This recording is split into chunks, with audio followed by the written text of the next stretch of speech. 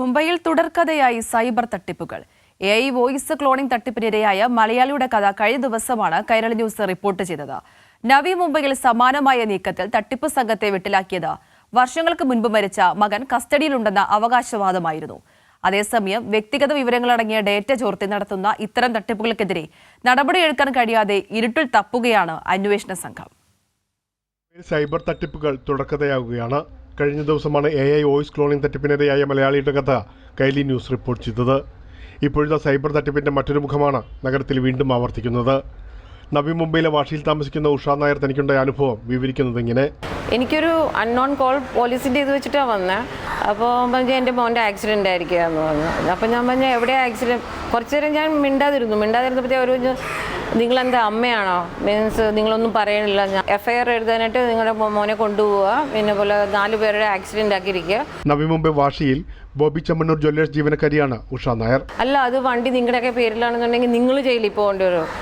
ഞാൻ പറഞ്ഞാൽ ശരി, എനിക്കൊരു കുഴപ്പമില്ല, ഞാൻ ജയിലിൽ പോയിക്കോളാം, നിങ്ങൾ FIR എഴുതിക്കോളാൻ പറഞ്ഞു. നിങ്ങൾക്ക് എഴുതണമെന്നുണ്ടെങ്കിൽ FIR എഴുതുക, അല്ലാന്നുണ്ടെങ്കിൽ നിങ്ങൾ എമൗണ്ട് പറയാൻ. ഞാൻ പറഞ്ഞാൽ എത്ര എമൗണ്ട് അടയ്ക്കേണ്ടതെന്ന് ചോദിച്ചു. എമൗണ്ട് അത് എൻ്റെ സാറിനോട് ചോദിച്ചിട്ട് എത്ര എമൗണ്ട് അത് ഫൈനലൈസ് ചെയ്തിട്ട് പറയാമെന്ന്. വർഷങ്ങൾക്ക് മുമ്പ് മരിച്ചുപോയ മകൻ കസ്റ്റഡിയിലുണ്ടെന്ന് പറഞ്ഞായിരുന്നു ഫോൺ. അപ്പോൾ ഞാൻ അത് പറ്റില്ല, ഞാൻ ആദ്യം എമൗണ്ട് അയച്ചു കഴിഞ്ഞിട്ട് നിങ്ങൾ FIR എഴുതാതെ വിടാമെന്ന് പറഞ്ഞു.